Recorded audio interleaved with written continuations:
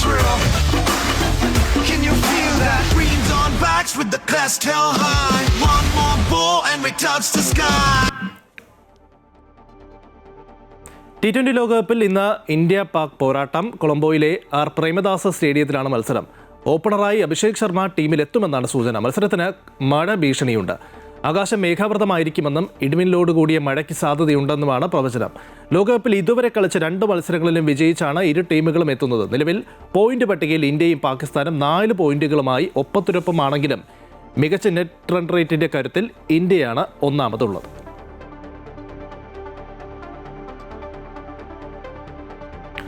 നമ്മോടൊപ്പം BCCI match referee P Ranganathan ചേരുകയാണ്. Shri Ranganathan, India Pak മത്സരം എപ്പോഴും ആവേശം പടർത്തുന്ന ഒരു മത്സരം തന്നെയാണ്. നമ്മൾ നേരത്തെ കണ്ടത് അണ്ടർ-19 ലോകകപ്പ് കണ്ടു. ഇപ്പോൾ അതാ വീണ്ടും കുട്ടികളുടെ ചേട്ടന്മാർ വീണ്ടും ആ കളത്തിലിറങ്ങുകയാണ്. എന്തായാലും 2 ടീമുകളെ സംബന്ധിച്ചിടത്തോളം വിജയിക്കുക എന്നതിനപ്പുറത്തേക്ക് മറ്റൊരു ലക്ഷ്യവും ഉണ്ടാകില്ല. താങ്കൾ എങ്ങനെയാണ് ഇരു ടീമുകളുടെയും സാധ്യത വിലയിരുത്തുന്നത്?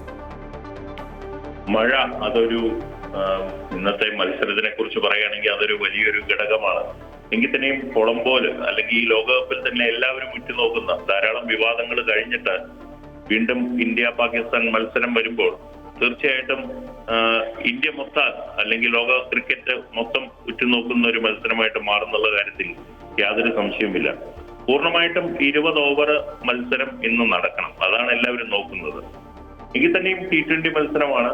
ഇതുവരെയുള്ള മത്സരങ്ങളെല്ലാം തന്നെ ഇന്ത്യ തൂത്തുവാരിയിട്ടുണ്ട് പാകിസ്ഥാനെതിരെ. പ്രത്യേകിച്ച് കഴിഞ്ഞ കുറെ മത്സരങ്ങൾ നോക്കുകയാണെങ്കിൽ ഒരു രീതിയിലും ഒരു ഭീഷണി അല്ലാത്ത രീതിയിലാണ് പാകിസ്ഥാനെ ഇന്ത്യ പരാജയപ്പെടുത്തിയത്. അപ്പൊ അതുകൊണ്ട് ഇന്നും അത് തന്നെ നമുക്ക് പ്രതീക്ഷിക്കാം. ഇന്ത്യ വളരെ കമ്പൈൻഡ് ടീമാണ് ബോളിങ്ങിലും ബാറ്റിങ്ങിലും. പാകിസ്ഥാൻ മറുവശത്ത് എപ്പോഴും ഉള്ളതുപോലെ തന്നെ അവര് ഒരു രീതിയിലും ഇന്ത്യക്കെതിരെ പൊരുതാൻ കപ്പാസിറ്റി ഉള്ള ഒരു ടീമായിട്ട് കരുതുന്നില്ല. നോക്കൂ ശ്രീ രംഗനാഥൻ, ഈ ടീം കോമ്പിനേഷൻ കഴിഞ്ഞ മത്സരം നമ്മൾ കണ്ടു. അഭിഷേക് ശർമ്മ ഇല്ലായിരുന്നു, സഞ്ജു സാംസൺ ഓപ്പൺ ചെയ്തു. ഇത്തവണ അഭിഷേക് കഴിഞ്ഞ ദിവസം ഈ പ്രാക്ടീസിന് ഇറങ്ങി എന്നാണ് മനസ്സിലാക്കുന്നത്. ഇന്ന് അദ്ദേഹം കളിച്ചേക്കും എന്നുള്ള സൂചനകളും വരുന്നുണ്ട്. മറ്റെന്തെങ്കിലും മാറ്റം ടീമിൽ വരുത്താൻ സാധ്യതയുണ്ടെന്ന് കരുതുന്നുണ്ടോ? ഒരിക്കലുമില്ല. കാരണം ഇപ്പോൾ ടീം ഒരു വിന്നിംഗ് കോമ്പിനേഷൻ ആയിട്ടാണ് പോകുന്നത്.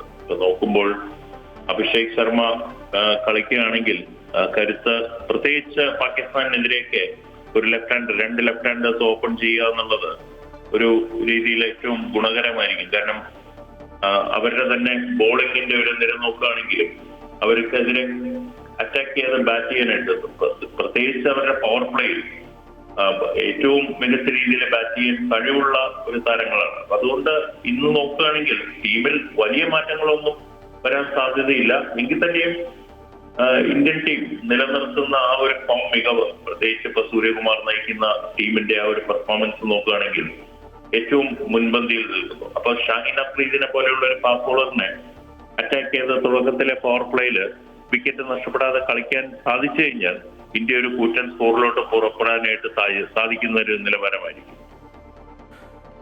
ശരി, വളരെയധികം നന്ദി ശ്രീ രംഗനാഥൻ ഈ ഘട്ടത്തിൽ പ്രതികരിച്ചതിന്. എന്തായാലും ആവേശ പോരാട്ടത്തിനാണ് എല്ലാവരും കാത്തിരിക്കുന്നത്. ഇന്ത്യ പാക് മത്സരം വൈകുന്നേരം 7 മണിക്കാണ് പ്രേമദാസ സ്റ്റേഡിയത്തിൽ നടക്കുക. മഴ ഭീഷണിയുണ്ട്. എന്നിരുന്നാൽ പോലും 20 ഓവറും കളിക്കാൻ സാധിക്കുമെന്നുള്ള പ്രതീക്ഷയുണ്ട്.